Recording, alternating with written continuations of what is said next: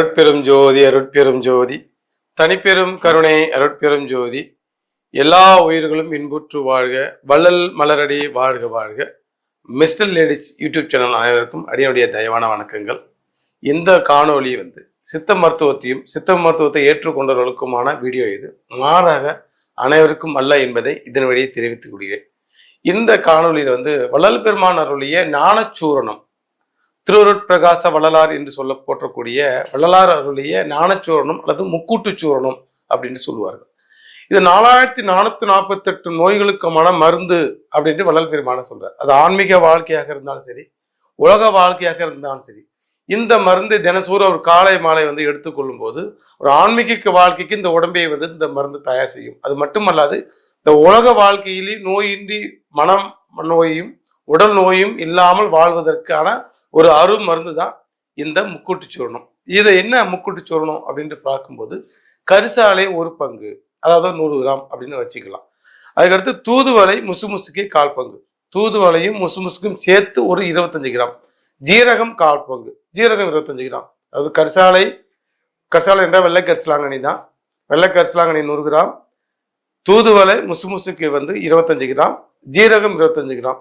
இந்த மூலிகைகளை நம்ம நேரில் காய வச்சு ஜீரகத்தை மட்டும் வறுத்தெடுத்துடணும்.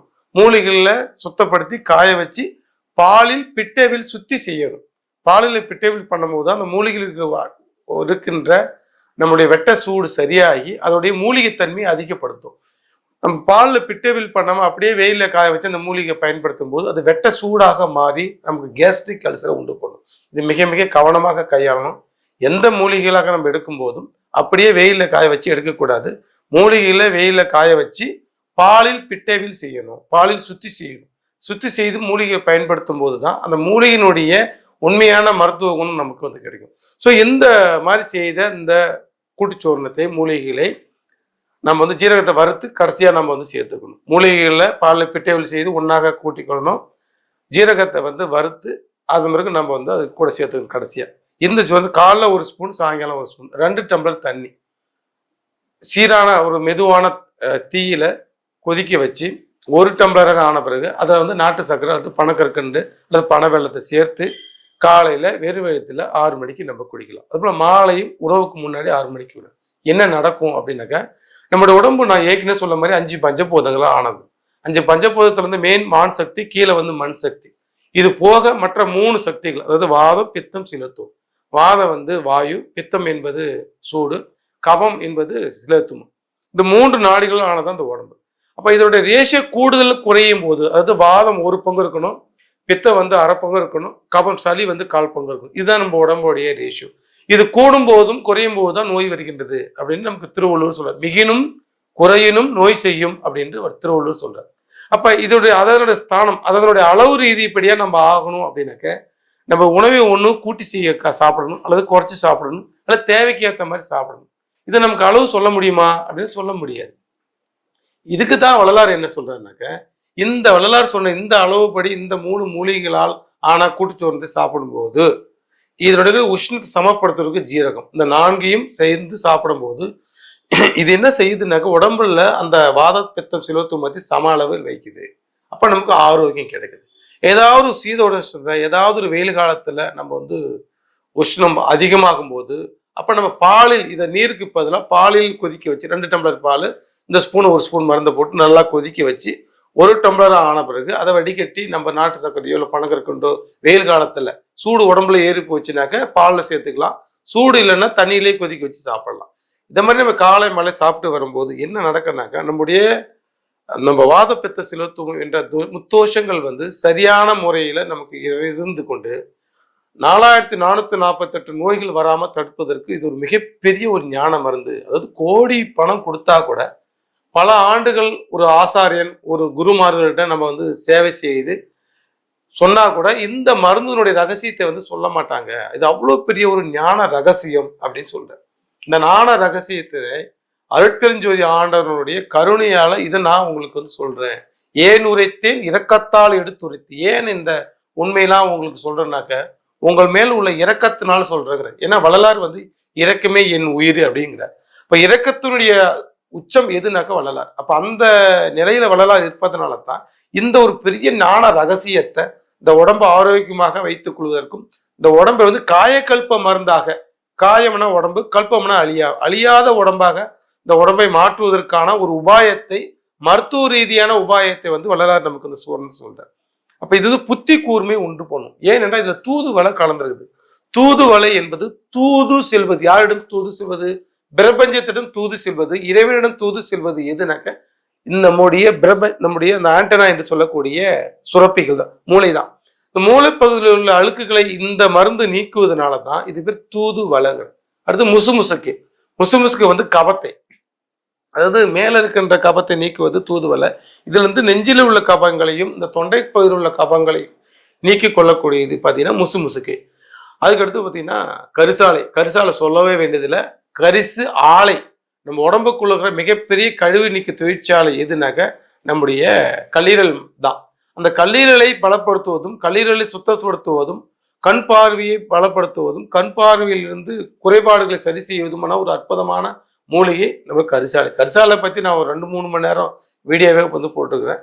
நீங்க வந்து பார்த்ததுக்கு அப்புறம் பண்ணலாம். ஏன்னா கரிசாலை பத்தி பேசிக்கொண்டே போகலாம். ஸோ இந்த அற்புதமான மூலிகை கொண்டு அடுத்து சீரகத்துல அகத்தை என்று உள்ளுறுப்புகளை சீர் செய்வது சீரகம். அப்ப அகத்தை என்று உள்ளுறுப்புகளை சீர் செய்வது சீரகம். அப்ப ஜீரகத்தை சேர்க்கும் போது உடம்புல அந்த மூலிகைத்தன்மையை குளிர்ச்சி அடைய வைத்து நமக்கு மூலிகைத்தினுடைய பயனை வந்து அதிகப்படுத்தும். ஸோ புத்தி கூர்மை இது வந்து ஐக்கியம்லாம் அதிகமாகும். குழந்தைகள் வந்து படிப்பு இல்லை, குழந்தைங்க வந்து புத்தி மந்தமாகறாங்க, எப்போ பார்த்தா மந்தமாகறாங்க, சுறுசுறுப்பு இல்லை அப்படின்னு சொல்லி கொண்டு வருவர்களுக்கு இந்த மருந்து ஒரு மிக மிக அற்புதமான மருந்து. ஞானத்துறையில போறவங்களுக்கு நமக்கு வந்து என்ன ஆகும் அப்படின்னாக்கா, இந்த உலகத்துல ஒரு சலிப்பு வந்துடும். ஒரு காலகட்டத்துல நமக்கு வந்து சலிப்பு வந்துடும். இந்த சலிப்புலாம் நீக்கி நமக்கு வந்து ஐக்கியம் அதிகமா இருக்கணும், புத்தி கூர்மை வேணும். நம்ம அருட்பா படிக்கும்போது, ஞான நூல்கள் படிக்கும்போது அதுல இருக்கிற அந்த கருத்துக்களை உள்ள ஆழமா எடுக்கணும் அப்படின்னா நமக்கு இந்த சாதாரண ஒரு அறிவு வந்து போதாது, ஆழமான அறிவு. ஏன்னா வள்ளலார் சொல்வது, சித்த மருந்துகள் சொல்வதுலாம் நம்ம 6 அறிவுலேருந்து சொல்லப்பட்டது இல்லை. சித்தர்கள் பார்த்தீங்கன்னா 10 அறிவு, வள்ளலார் வந்து 12 அறிவு உள்ள விஷயம், 12 அறிவு நிலையிலிருந்து தான் நமக்கு இந்த தகவலையும் அருட்பாவையும் எழுதியிருக்கிறார். அப்ப இதை நம்ம ஆழ்ந்து நுணுக்கமா இந்த கருத்துக்களை எடுக்கணும் அப்படின்னாக்க நமக்கு ஆழ்ந்த அறிவு தேவை. ரொம்ப நுட்பமான இன்டெலிஜென்ஸ் சொல்லுவாங்க, ரொம்ப நுட்பமான அறிவு தேவை.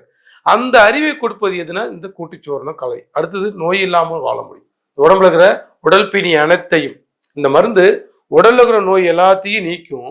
அதுக்கடுத்து உயிரில் இருக்கிற நோய்களையும் இது நீக்கும். எப்படி நீக்கும் அப்படின்னாக்க, இந்த உடம்பு கெட்டு போனா மனம் கெட்டு போயிடும். மனம் கெட்டு போனா நம்ம வந்து பாவங்கள் செய்வோம், நிறைய நன்மை புண்ணியங்கள் செய்யாம பாவங்கள் செய்வோம். அப்ப இந்த உடம்பு பாவம் செய்யாம இருக்கணும், இந்த ஆன்மா பாவம் செய்யாம இருக்கணும்னாக்க அவனுக்கு உடல் ஆரோக்கியமா இருக்கணும். ஏன்னா பாருங்க, நல்லா ஒவ்வொரு நோயாளியும் ஒவ்வொரு நோயாளி. உதாரணத்துக்கு கிட்னி ஃபெயிலியர் பார்த்தீங்கன்னா முதல்ல மூளை தான் பாதிப்படும். லிவர் பிரச்சனை வரவங்களுக்கு பார்த்தீங்கன்னாக்கா நிறைய பித்தம் நோய்கள், டென்ஷனு, கோபம், பித்தம், பிபிலாம் அதிகமாக வரும், இதய பிரச்சனை எல்லாம் வரும். அப்ப ஒவ்வொரு நோய்களுக்கும் ஒவ்வொரு மாதிரியான குணாதிசயங்களை நம்ம வாங்க முடியும். அப்ப குணாதிசயங்கள் நல்ல குணங்கள் இருக்கணும் அப்படின்னாக்க அவங்க உடம்பு நல்ல ஆரோக்கியமா இருக்கணும். நல்ல குணம் இருந்தாதான் அந்த ஆன்மா நல்ல புண்ணியங்களை செய்யுது, பாவங்கள் செய்யாது. அப்ப எல்லாத்துக்கும் ஒண்ணு லிங்க் இருக்கு. இப்ப பொதிகை பிரியன் அப்படின்னா தனி ஆளு கிடையாது. பொதிகை பிரியன் ஆன்மா, அதான் ஒரிஜினல் ஓனரு.